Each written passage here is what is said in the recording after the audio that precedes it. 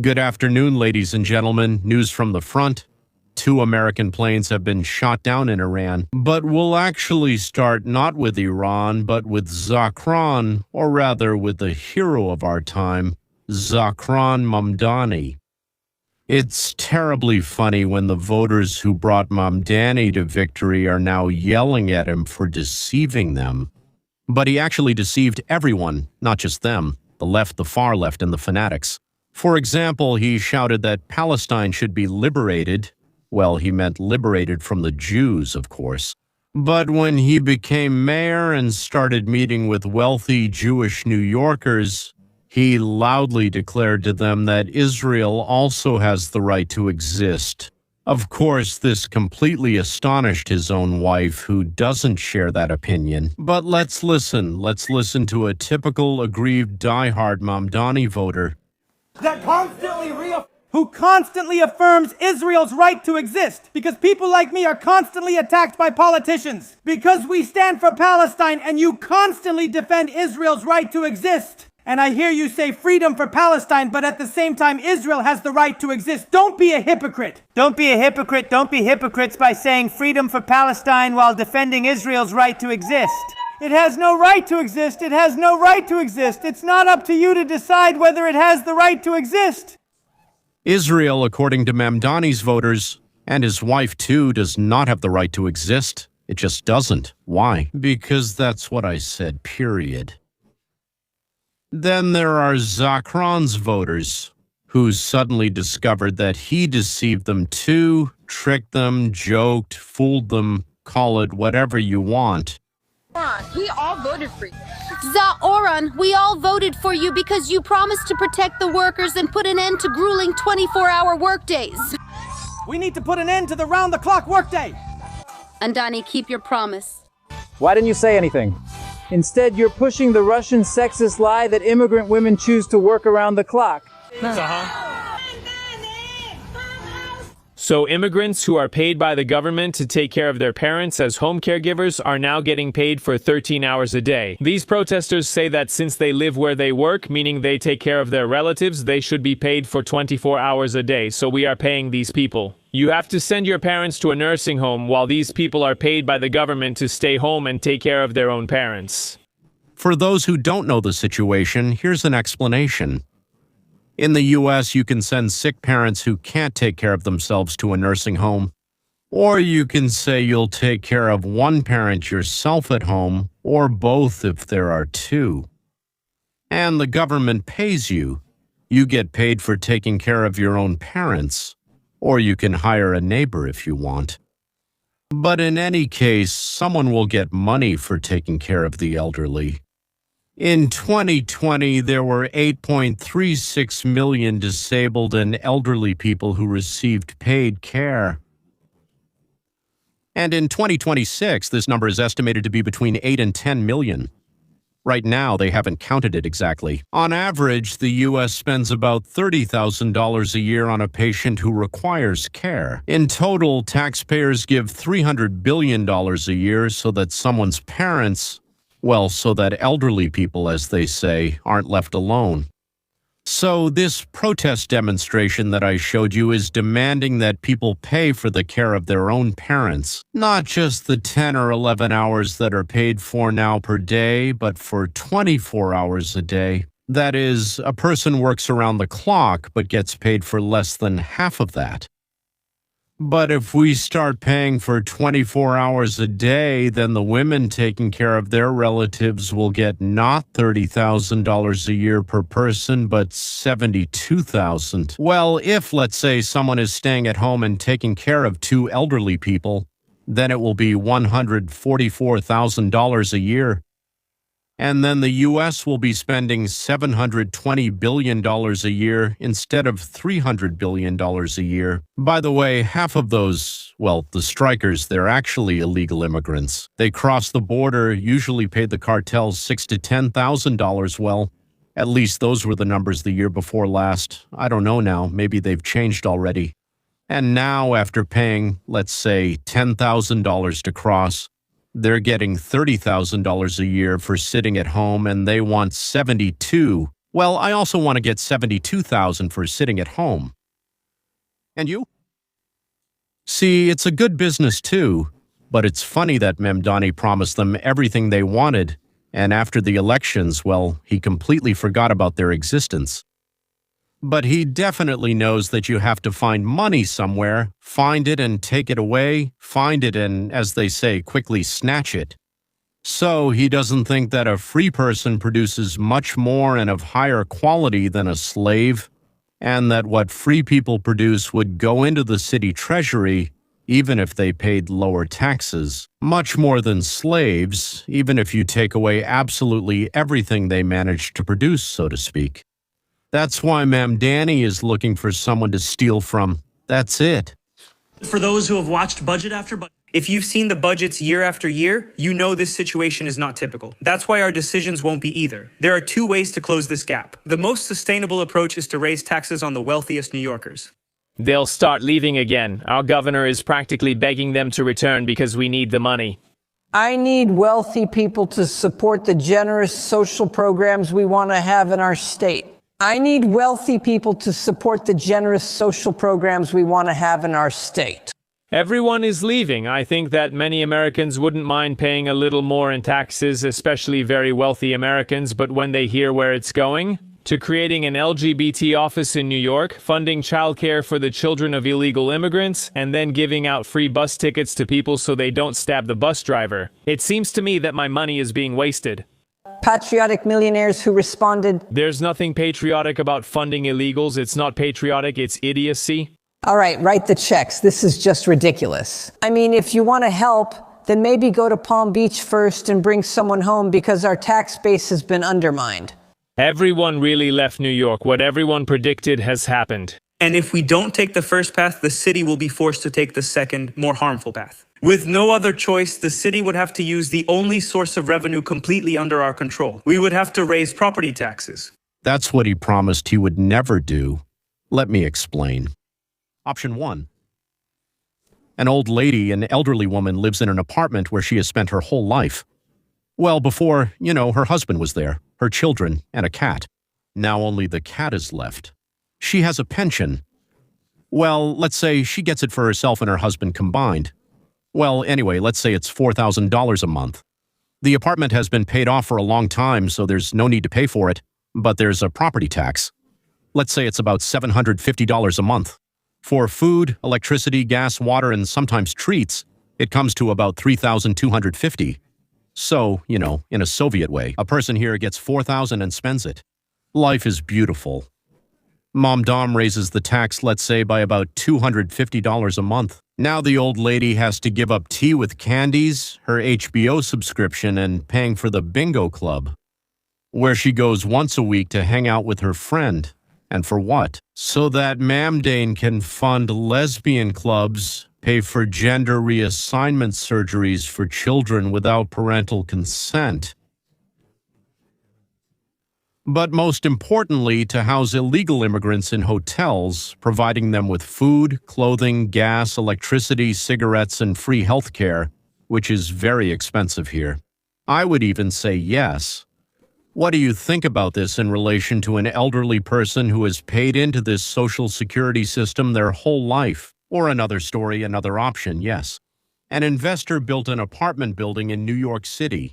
He calculated that the income from renting out the apartments would be, let's say, $100,000 a month, yes? The expenses for the building are $20,000. The mortgage, since he borrowed money for this, is $60,000, and the property tax is $10,000. The remaining $10,000 is profit. Gentlemen, I'm giving a very simplified version. The scheme itself is correct, but it's very simplified so as not to complicate understanding. So, and now Mamdani says, the tax on your big, luxurious, beautiful apartment building won't be $10,000 but $20,000, and the investor's profit became zero. Well, or close to zero, yes. And what do you think the investor does? He raises the rent. Immediately, fewer people want to rent an apartment from him, and the main thing is that it becomes more expensive for tenants to rent apartments, well, because the property tax has increased. But most importantly, the investor no longer builds apartment buildings in New York. Why? Yes, he will move to Florida or Texas, and there will be no new housing built in New York because they started charging way too much. Property taxes are too high. As a result, old housing, because new ones aren't being built, skyrockets in price. A lot of people are looking, but there's no supply, and that's why old houses deteriorate. They aren't repaired because nobody moves out of them. Everyone holds on to their old housing, so by raising the tax to benefit someone, and I suspect again those same lesbians, gays, and illegal immigrants, at the same time it makes things very bad, not just for property owners, but for all the city's residents, really, who are renting that property from the owner. So in Mamdani's case, he's either a fool or a scoundrel. Well, I mean, he's a fool economically, not a fool in general, so to speak, but cunning. He might be a fool, but a cunning one, yes. And it's possible that he's both a cunning fool and a scoundrel. Yes, I think he's a cunning fool and a scoundrel. What do you think about that?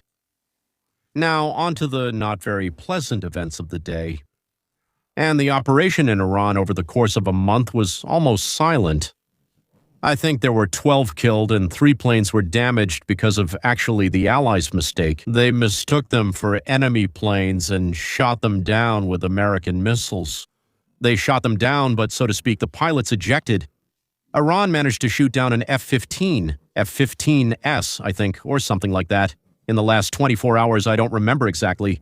It's a light bomber. Both pilots, well, one pilot and the other crew member, I don't even know what he's called. Apparently both have been rescued, it seems. Yes, one has been found and brought to the base. For the second, they're either searching, transporting, or already know his location. Planes and helicopters are circling there, in the areas where he should be. And the search plane A-10 Warthog, I think, yes, is there too. It took an Iranian missile to the side. The pilot was ejected, so to speak. He bailed out and was picked up. And several helicopters were damaged by small arms fire. They were flying very low, trying, so to speak, to find this pilot, because a signal was coming from somewhere, but they couldn't see where the signal was coming from. It says it says there, this is from CBS News. We knew that today an A-10 crashed. The pilot was rescued. It was unclear why the A-10 went down, but now it has been reported and confirmed that the A-10 was shot down. It drifted into the Persian Gulf, where the pilot was able to eject. So it is reported that another American aircraft, an American A-10 Warthog, came under fire and was damaged during a search and rescue operation for the crew members of the F-15 that was shot down over Iran. The pilot was able to get out and eject over the Persian Gulf and was successfully rescued by American forces. So, this is the second aircraft in the last 24 hours that has been shot down by the Iranians. The American F-15 Strike Eagle pilot, who was rescued after his plane was shot down over southern Iran, was picked up by 2 U.S. military helicopters. During the operation, the helicopter carrying the rescued pilot came under small arms fire. After crew members on board were wounded, the helicopter landed safely, and according to CBS News, all the servicemen are receiving first aid and will be taken for further treatment. So not only did several helicopters take hits, but they managed to evacuate everyone. And how is the population of Iran reacting to this? Maybe they've already become disappointed in Trump. Amen? They love him. Amen. Trump, thank you very much. Trump, большое вам спасибо. Trump, большое вам спасибо. Trump, большое вам спасибо. Trump, большое вам спасибо. Mr. President, thank you very much. You are the best president of the United States in history. We love you very much, Mr. President.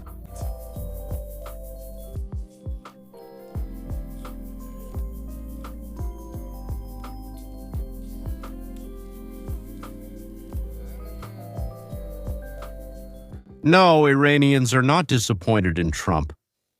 And who is disappointed? Or more precisely, who wants to harm us? As soon as you think about who hates America with every fiber of their being, you immediately remember the comments left for me and other bloggers under videos and articles. Residents of Vologda, Oryol, Murmansk, Moscow, as well as Kharkiv, Sumy, and other cultural capitals of the Russian and Ukrainian world. Honestly, I wonder who hates America, Jews, and Trump more. Russians who believe that America wants to destroy their values using Ukrainians, or Ukrainians who depend on America. After all, we've already given them a staggering $170 to $175 billion, but they want more. America, we don't want to give any more, and they insult us for it, with all kinds of words. Well, both America and Jews and Trump, they hate them, but how do they hate us? Naturally, you and I have a question. Why do they hate us so much? It seems like we gave them, we gifted them, as I already said, $170 to $175 billion. With that money, if they hadn't stolen it, they could have won this war a long time ago. We offered them Lend-Lease. Do it like Israel does. Make a list of what you need, and we'll deliver it. But they refused. We were raising money for them to buy body armor, personally, so to speak. Yes, each of us was collecting, organizing concerts, just fundraising, subscriptions, and so on. For helmets, for dietary food for children. We sent them all sorts of disability supplies, crutches, wheelchairs, medicines. We collected gifts for the children, and they responded to us with rabid hatred, and it was open. Open. It's like a stab in the back. No, just with rabid, direct hatred toward this. And, well, they would steal it and then sell it to their own soldiers. They sold the body armor and provisions that we sent them for free. Not just Ukrainians, of course. The U.S. supplied the USSR with 17.5 million tons in the 1940s, you understand, right? 17.5 million tons of weapons, equipment, raw materials, food, like tanks, planes, trucks, aluminum, explosives, canned meat. In the 90s, yes, we gave loans worth $12 billion with nothing backing them. Yes, we gave loans. In the 2000s, we partially forgave and partially restructured these debts. Without our help, as Joseph Stalin said, Russia would not have been able to withstand the German attack. But never. No one, for as long as I can remember, no one ever said thank you, only hated, insulted, spat, and calling the United States a terrible hellspawn. I'll give some examples to support my claims, then discuss the reasons. Because if there is an effect, ladies and gentlemen, then there must be a cause. We won't be building theories, we'll just be reading. We'll read what real people, our contemporaries, politicians, journalists, bloggers, say about Trump and the United States, out loud on camera and in articles. You can, as they say, just Google Russian and Ukrainian sources and see all of this. So what do the Russian and Ukrainian worlds think about us? Let's start with Ukrainska Pravda, a publication that is considered the voice of Ukrainian civil society. They wrote an annual review of Trump's presidency. Here's a quote. Many are trying to use the arrogance of the self-confident Donald, on whom Ukraine's fate depends, for their own interests.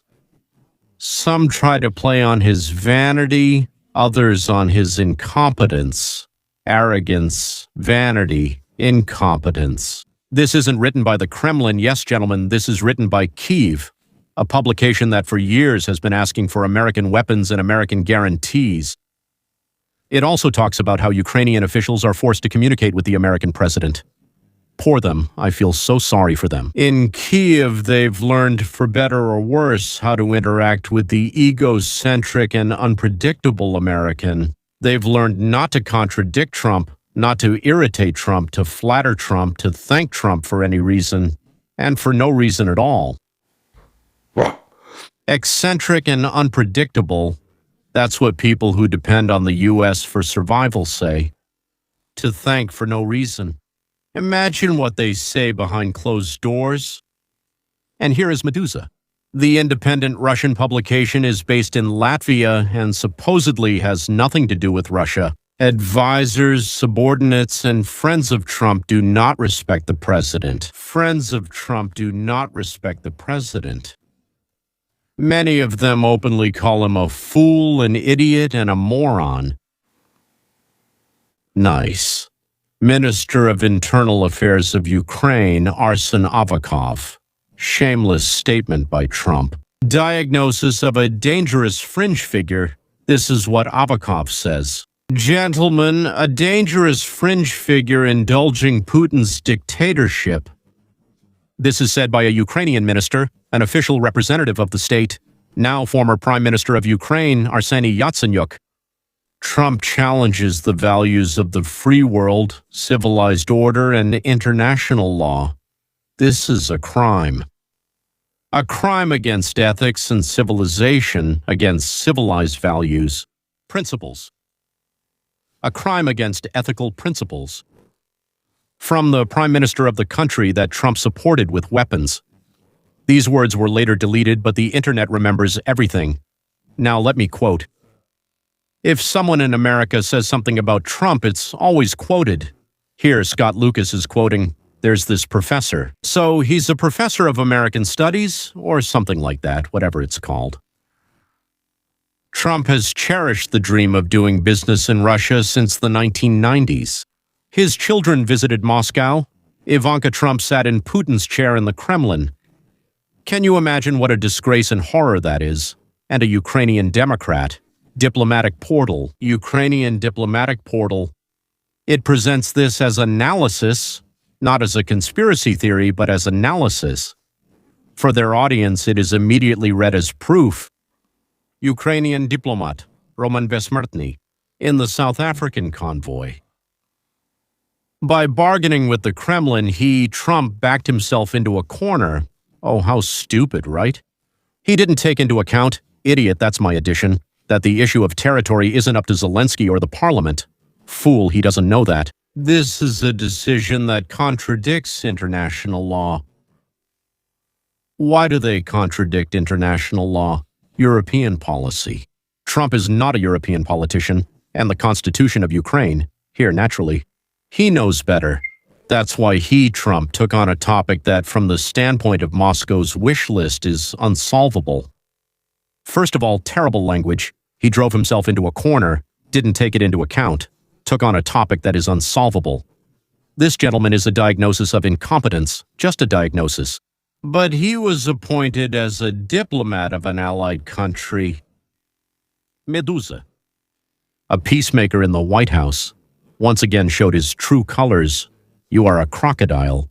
Do you remember my generation? The American war machine has shown its true face. Moving on. It's obvious that the same war technologies are being used by the U.S. against us and China. We need to draw conclusions right now. Either we win or we will be destroyed. So there are only two options. Either we win or we will be destroyed. And they're not exactly pro-Russian. Only nuclear weapons and iron will can hold back the enemy. Nuclear weapons and iron will. This isn't from an original blogger. This is the dominant narrative of the state media in the country with the largest nuclear arsenal, Komsomolskaya Pravda. I remember this newspaper from back in the day. Although Trump studied at the New York Military Academy, it suddenly came to mind because there was a lot written about how he supposedly never studied anywhere. He personally never participated in any war. Maybe that's why the U.S. president initially saw the war with Iran, as a Hollywood blockbuster. Wow. They write every morning.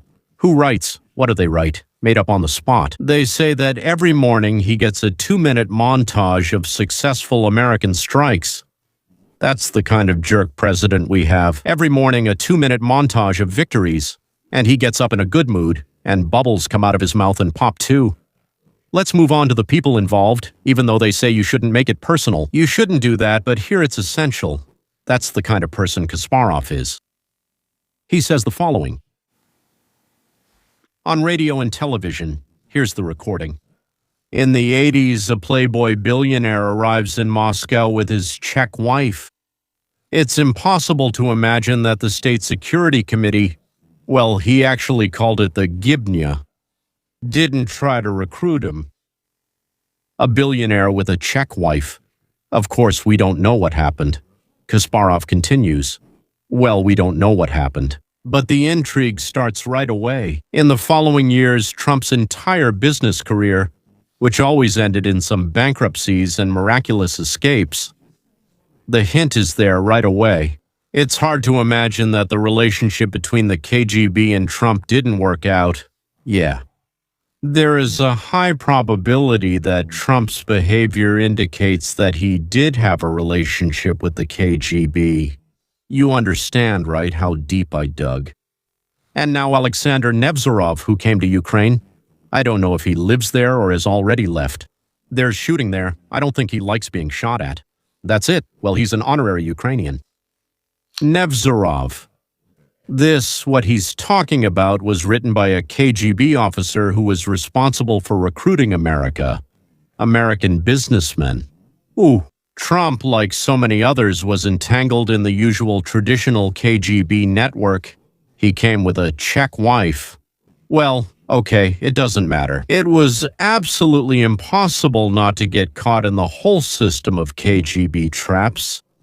Well, it's just that Alexander Nevzorov knows this for sure, yes. You should understand that in the coming years, people will be searching for the answer to the riddle of the paradigm. Сального поведения Трампа. And now Putin is manipulating Trump. Well, then what mysteries are there to look for, excuse me? Here is the answer. Putin is manipulating Trump. Now, the Ukrainian soothsayer and clairvoyant named Yakovina has reported the following. Trump recently made an unofficial agreement with Putin, which comes down to the following. How does he know about the unofficial agreement? Trump will help the Russian dictator in Ukraine, and Putin in turn will help Trump become president. At the same time, this very Yakovina doesn't say that this is just his opinion, but presents it as something that definitely happened and that he knows about, either from some people who were present there, either from Putin or from Trump. But there's another option. From Nevzorov. Yes. But he didn't actually say that it was known from someone. So most likely he knows this because he's a clairvoyant. Now, my beloved Shedorovich, a pillar, but not in terms of cheerfulness, just a pillar. Trump, as he says, will create the appearance of victory where there is none. He tried to pressure Zelensky and declare it as his own victory. He doesn't have the resources to pressure Putin. Not to mention that, as we can see with the Qatari gift, Trump is pretty easy to just buy. Thank you. Goodbye. In the Qatari way. Qatar gave it to America. Thank you, the plane. And at that point, Shedorovich saw, well, he probably just reads English poorly, or maybe he read some idiot who, so to speak, gave his own interpretation. Well done, Shedorovich. Well done, Sulkin's son. So why are successful Americans hated? And why are Jews hated? Why does Mamdani hate both Americans and Jews? Not Israel, Jews. Why did Obama hate Americans? Jews. Why Iranians? Well, they're kind of an ancient nation, right?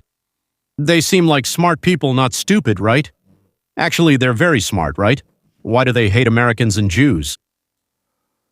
And Macron and Starmer? Well, the French during the Dreyfus affair and the British during the Mandate in Palestine, well, they showed that they were anti-Semites, of course, even worse than the Germans and Ukrainians. Only, well, the Lithuanians are with them. Many can compare. Why do a bunch of ethnic Jews hate Americans and even other Jews? So we have a well-known phenomenon of phobia even among the chosen people. That happens too. Self-hatred, it exists. That's a thing. Muslims want to unite into a caliphate so that they are ruled by caliphs. And Jews communicate with God in their own way, directly. Not through a mullah, pastor, or priest. After all, a rabbi is not an intermediary between a person and God. He is an expert in the law who teaches it and judges. Well, judges. Decide, Rebbe, which one of us is right. He takes the Torah, takes something else, and tries to understand, according to the law from the Lord God, who is right and who is wrong. They hate us, Americans and Jews, because we are individualists, because we don't form into crowds, because we Well, not all of us, of course, don't have a crowd mentality. Even in a crowd, we have our own opinions. They say, in Israel, 2 Jews, 3 opinions. I'll go further. 2 Jews, 5 opinions, and they'll all argue with each other and with themselves. And also, we don't take things at face value, we trust our own books. We read books from years past, from earlier times, to find a mistake and then shout, "Aha!" And then we'll argue until we're hoarse, trying to prove to each other what that comma means in this sentence. They hate us because we are self-sufficient, because we are not inferior, because we believe that success is yours, earned by you, but failure is also yours, earned by you. And you are the one to blame for it, no one else, so you can fix it, because you are the one responsible for it. They hate us because we believe that everything depends on ourselves, and that they didn't give, didn't let, didn't allow are just excuses. The only thought we have is how to make it work, how to make it better. That's why we keep doing it over and over. That's why we do it better. That's why we succeed. Gentlemen, subscribe, hit the bell, and like, so the channel will only grow from this. What do Americans and Jews have in common? I know for sure, I've thought about this a lot. Both Jews and Americans are internally free people. That's the whole Torah, the whole Talmud. By the way, the Babylonian Talmud is right behind me, yes, on the shelves. And the Mishnah, the Shulchan Aruch, everything is filled with the understanding that we bow our heads only before God. What is written in the American Declaration of Independence, no one but God can take away our rights. The same thing. Even the Lord called the Jews stiff-necked, meaning their necks do not bend in a servile bow. Stiff-necked, stiff-necked. He also called us his people. Europeans have long dreamed of a good czar. They call him Payanov there, right? They dream of being his boyars. But we are our own czars and boyars and generals, and in general, we think that we are smarter than everyone else. It doesn't have to be true, actually, but the Jewish imams convinced us of this. And American moms told their children, you can achieve absolutely anything you want, and that's why we, Jews and Americans, are hated. People who are dependent on others and circumstances. And suddenly I realized who I am. People often ask me, do you feel like an American? Do you feel like an Israeli? Do you feel like a person of Russian culture? Ladies and gentlemen, I get it now. I am a North American hit, a Judean. And let everyone envy me. And what should I do if they hate me? Well, I'll survive.